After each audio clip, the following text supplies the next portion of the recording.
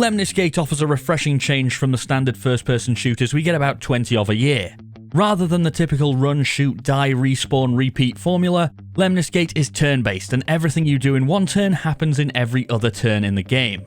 Kind of like a time loop, which by the way would have been a much better name for this game if this hadn't also come out recently. This time loop gives you a choice. Do you try to stop the enemies doing whatever they just did on their last turn by taking them out? Or do you ignore that and give the enemy something else to worry about? Most of the time when you're starting out, however, the game descends into each team just trying to stop whatever the enemy did on their last turn, and unfortunately, that often means that the person with the best FPS abilities tends to win, somewhat diminishing the game's tactical credentials, although different character abilities do take the edge off that a little. But we'll talk about those characters later. Once you've got a few games under your belt though, you'll start to understand the tactics that can help you win. Maybe this turn you don't want to worry about what the opponent did just yet. You can deal with that later. Maybe this turn it's better to set up turrets or mines to cut off paths that you don't want your enemies using, or just to make their future turns harder. Or you could even shield some of your own characters that you've used in previous turns so that they can actually stay alive this time and complete their turn. And you'll even learn to save some of your more powerful characters to the end to deal with the real threats that arise instead of wasting them on an early issue. And since every turn you only get 25 seconds to make your move, efficiency is key.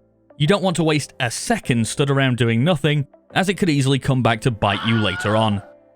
Now the game has two main ways of playing 1v1, completely turn-based where your opponent plays and then you play, and back and forth until the end of the match, and simultaneous, which is still turn-based but you and your opponent play each turn at the same time.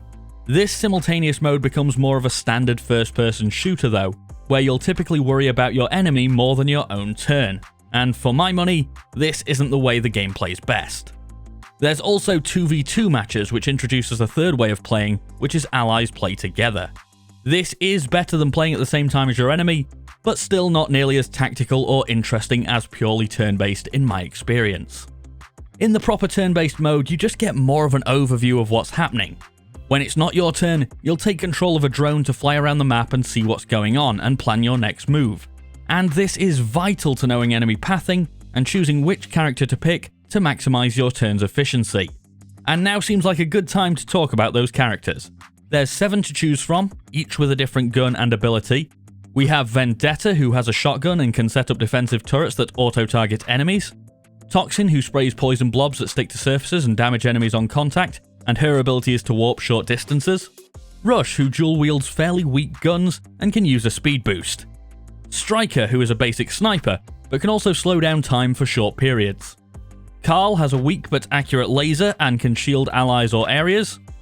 Deathblow wields a rocket launcher and can lay down proximity mines. And finally Capitan, who just has a simple fully automatic gun and throws grenades as her ability. Boring. Or, if you're completely insane, you could pick random. Don't do that. It's not a good idea. Now, for the most part, each of these characters has their use and each feels unique.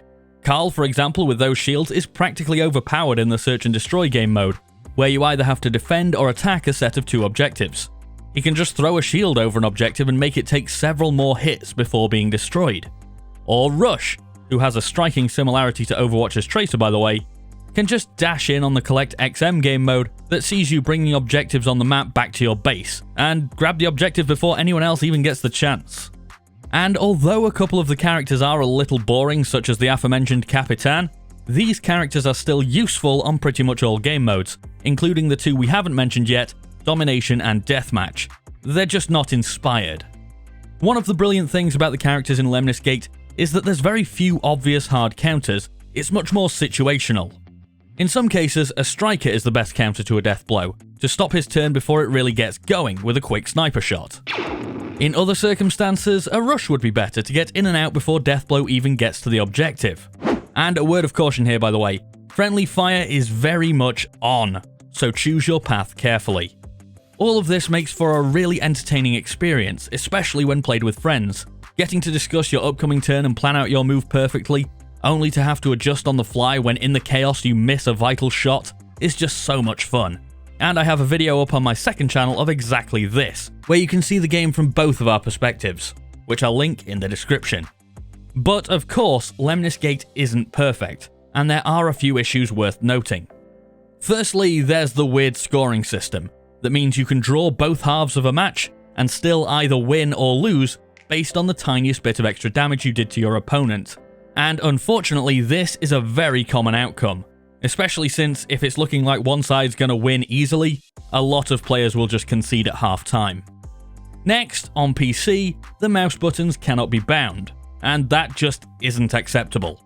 This is a basic feature, and there's no reason it shouldn't be here.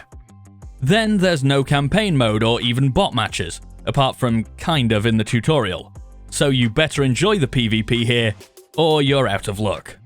The maps too don't feel particularly interesting. Balanced for the most part, sure, but just boring. And then finally we have the upgrades for each character. As you play Lemnis Gate, you earn unlock tokens which can be spent on cosmetics for your characters and, unfortunately, guns. These guns come with different stats from the base weapons you start with, and while each new weapon will have positives and negatives, some are just going to end up being more powerful than others. I mean, look at this gun here for Toxin. It loses accuracy and stability, but gains fire rate and zoom. Well, Toxin's gun doesn't really need accuracy. It's about coating a large area in poison as fast as possible, so I'll gladly trade out accuracy for fire rate. Now, at this early stage in the game's lifespan, it's impossible to say how much of an issue these gun upgrades will be, but the concern is there for all to see. The people who have been playing longer are going to be better equipped and at an advantage before the game even starts. And even if that particular weapon doesn't turn out to be a problem at all, it seems like an unnecessary risk including these upgrades in the game. And I find it very unlikely that none of these alternative guns will ever turn out to be just better than one of the base weapons. Personally, I wish they'd just kept these unlocks to cosmetics, as that's all that was needed here to incentivize players to keep playing. The gameplay loop itself is interesting enough that I don't feel the need for unlocks to keep my attention. And if anything, if these weapons do turn out to be a problem in the long term, it's more likely to stop me playing the game than to keep me playing it. Overall, so far, I'm really enjoying Lemnis Gate and will be playing more of it in the next few weeks, particularly when I get the chance to play with friends. And the fact that it's available on Xbox Game Pass means it will likely have a strong player base for a while to come yet, and you might even already have access to it without knowing.